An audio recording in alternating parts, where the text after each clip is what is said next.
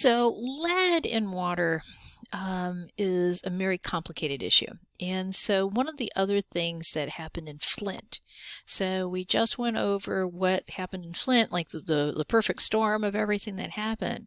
Well, one of the other things that happened was increased infectious disease. So I mentioned that they had to actually add more chlorine to their water, or you add chlorine to kill off infectious disease. Well, again, they were using this Detroit water from before, and then all of a sudden they switched to Flint, and they weren't ready for it. And one of the other major things that they noticed is when they switched to Flint water supply, the cases of Legionnaire's disease and Pontiac fever just skyrocketed. Legionnaires' disease is caused because of like air conditioning. So it was originally founded in Legion's halls, where your senior citizens were living, and it got into the air conditioning. It grows in the water in air conditioners, a lot of times places that are moist. And so they, use the water for the plumbing water in order to keep these things going. And so the bacteria wasn't getting killed off because there wasn't enough chlorine in the water to kill off it.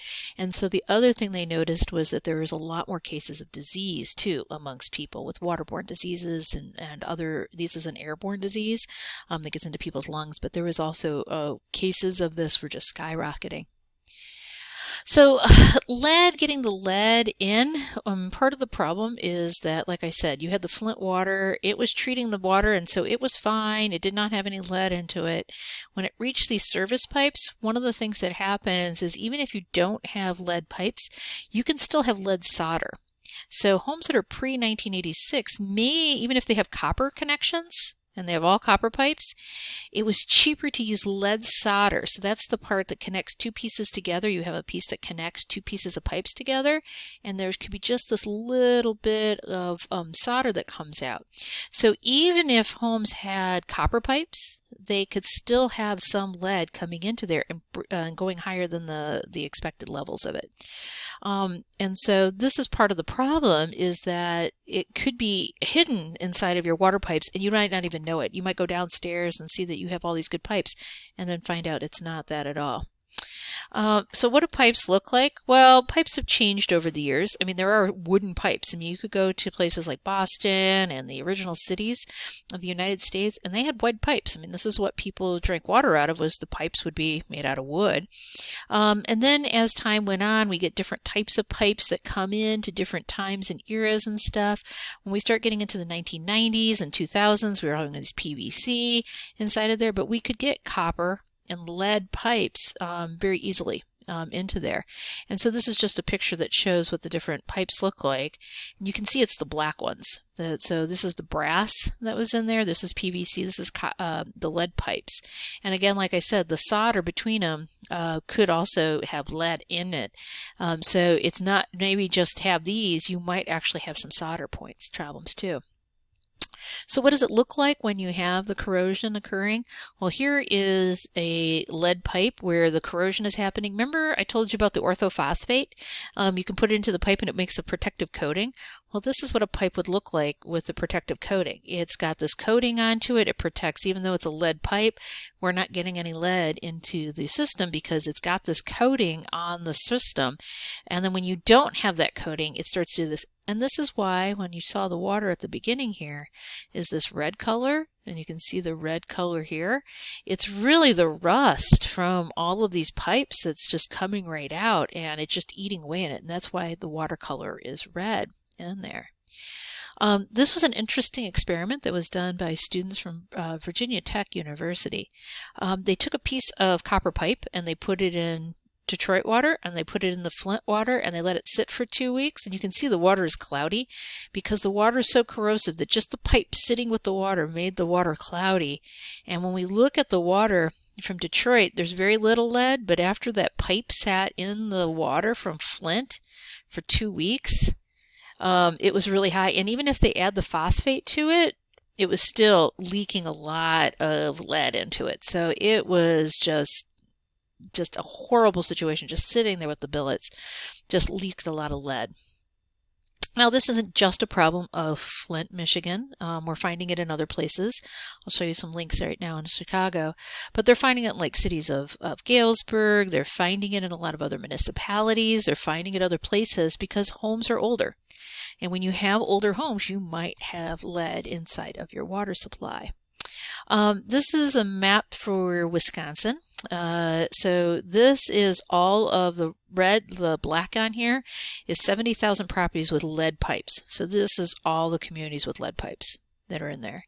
And then when we look at dangerous pipes in Wisconsin, the larger things here, Milwaukee has just so many of them versus Racine, Manitowoc, Kenosha and everything like that starts to go down. The rest of the state is pretty good, but it's where these older homes are that we just have lots and lots of lead into there. So one thing that they have noticed, and I'll show you this study in a few minutes here, is, put this one up, is when street repair happens in an area, so our infrastructure is really crappy. And so when we're trying to repair it, if there's any repairs that are going on in the area, you might see actually increasing lead in your water, because even though the municipalities own these pipes and they do not have lead pipes at this size, what happens is it causes like construction, vibrations, having these things in the area, it jostles the pipes and it releases some of that protective coating. And so they found that areas in which are having road work and everything, they're finding higher amounts of lead inside of that water than you would see in other places. And so this is part of the issue with road construction, is that it may actually increase some of the lead problems inside of your home. Well, how can we test it if you're worried about this? Well, they do have lead check kits, so you can buy one. This is a 3M product. Buy it, test your water at home.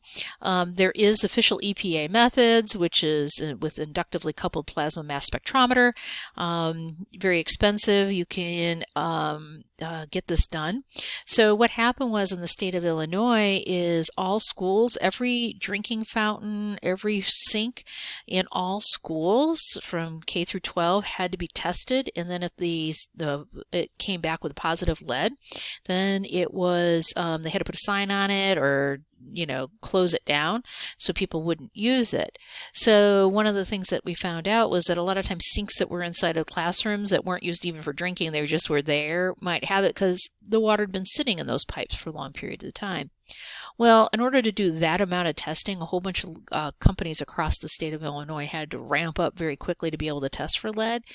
And so now it's a lot more popular and a lot more prevalent, and it's brought the price down because a lot of labs now can actually test for lead. And even though the equipment's expensive, a lot of companies invested in buying these so that they can do certified lead testing.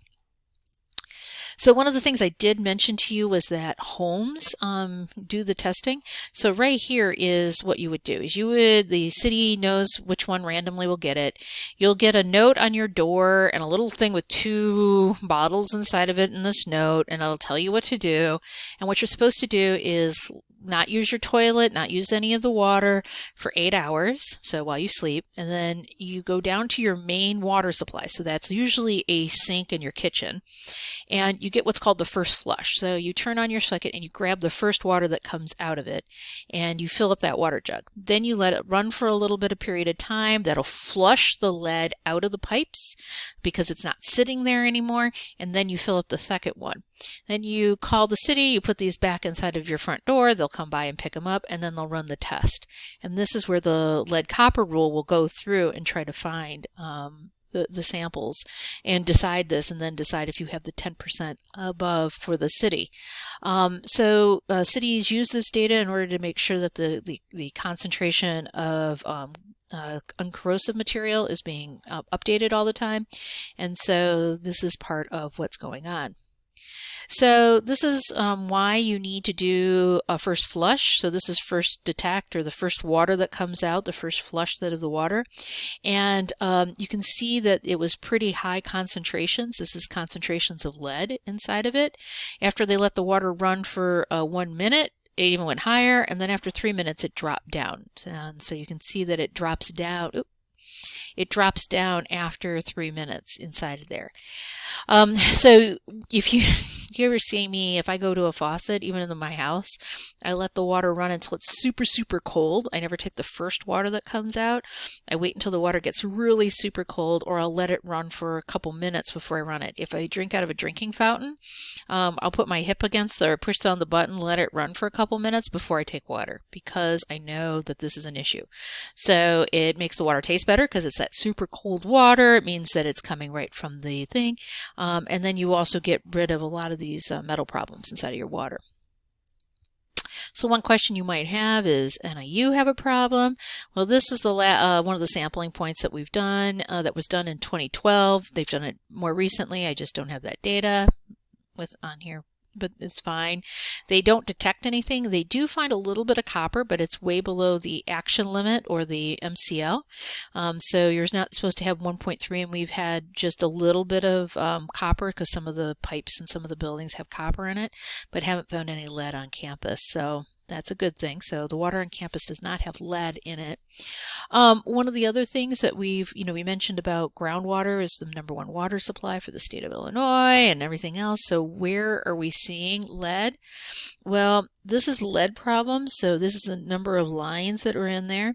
If they know how it material, and so the black is that they know that they have lead.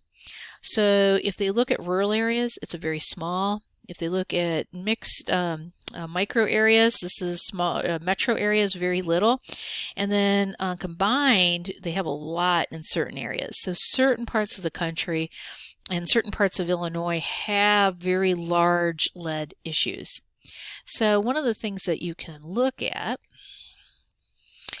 is Chicago. They did a study of looking at the lead, and one of the things that they did find was the study found that existing sampling protocols for lead and copper will underestimate the lead corrosion and lead levels in drinking water sites. So this 10% testing randomly is probably not enough testing for this. Sites with distributed lead services have the highest lead system, so where it's mixed in there. Sites with distributed lead service lines and low water use. And we'll talk a little bit about that, because people can't afford water, and so they don't flush the water with the orthophosphates, so it causes problems. And the time required to flush the contaminated lead from the pipes in many cases is greater than the time recommended by the EPA. And so maybe we need to be doing more and flushing and everything in order to be able to get more of that lead out. So you can come on here and see this. You can click on, you can read the study. I put the link of this on there, and you can see where the lead is coming from in the city of Chicago. And then I also put a link to the Water Quality Association, where they had information about lead. And one of the things that they talk about is, how do we get rid of it? Well, one of the things you can do is reverse osmosis. So you can pay a couple $100, have one of these installed, and just drink that water. It wastes a lot of water and it uses a lot of electricity, but it does remove lead. And then there are certain what are called point of use devices. So you can do distillation. You can get a strong acid cation exchange, or a strong block and pre-coated filter. And so there are some filters that you can add. And if you go over to this Water Quality Association's website, if you click here, it says click to view products that are certified. If you click on it, I'll send the link to you. It lists all the lead serviceable ones. So it's got where they've tested it, and you can buy these systems. So I would not recommend buying something unless you've checked with either the Water Quality Association or the National Sanitation Foundation. National Sanitation, NSF, National Sanitation Foundation. Yeah, one of those two. Those two are the ones that certify these things. And so you can check on here and see if the lead will be removed with a certain type of filter, and that it's certified by an outside source. So that's kind of the important things with that. So one of the things that they noticed is, once they figured out this was the problem in Flint, they switched on over back to Detroit Water, and they started adding the orthophosphates into there. And over that period of time, they noticed that the lead level, the number of homes that have high lead levels, are dropping. They're noticing the first draw, that first flush, that first water that comes out is even seeing decreasing concentrations of lead and iron inside of it. They're starting to rebuild back up that coating that's inside of there with the phosphates inside inside of there, and that's helping it. And so having that go into there. And then the other thing that we have in here is switching out this little filter. So if you guys don't know, this little aerator here, if it's got metal or if it's a plastic one or anything like that, you can get particles just sitting there and putting lead into your thing. And so changing this out, and I took mine off completely off my sink so that I don't have any buildup of lead inside of there. So the problem with a lot of the Flint, many of the Flint residents were using very little water because they couldn't afford it and they didn't want to get exposed to it. And so they found that 2 homes with persistent lead levels were using 20 to 45% less water than that because they couldn't afford the bills. The water irritated them. And what they really needed to do is like turn on all the water and let it run for long periods of time, but no one was going to pay their bill. It wasn't like the city of Flint was going to pay their bill. You can still use the water. They were taking very, very small showers and short showers because they were getting rashes, but they needed to flush that water out. And they were using bottled water for everything. And so they weren't getting that phosphorus layer built back up. The other thing to do is they could change out the whole pipes inside of your home, but that's really super expensive. And so who pays for it? Most of these homeowners are if we talk about social justice, can't afford to have all their pipes replaced inside of their homes. And so do they get a grant? Does the city pay for it? Who pay? And because you technically own it, it's not a city's problem. So how do we do it? So we can reduce the lead in your home by flushing pipes before. Like I said, I wait until it gets really cold. Boiling does not get rid of lead, so don't boil the water. It actually concentrates it because you evaporate off some of the water, so you get a concentration. And then I already showed you reverse osmosis distillation and then specially designed filters to remove the lead. So that's lead. Lead is a big issue that is just going to keep coming, and we need to be looking at these types of maps and saying what can we be doing about getting rid of lead in our homes.